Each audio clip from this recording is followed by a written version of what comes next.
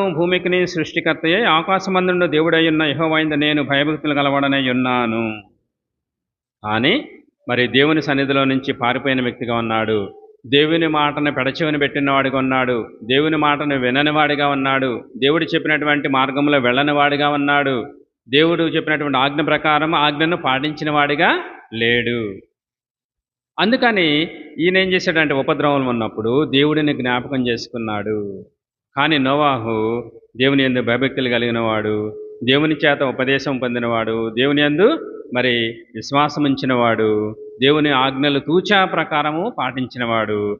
కాబట్టి మరి దేవుడే నోవాహుని జ్ఞాపకం చేసుకున్నాడు.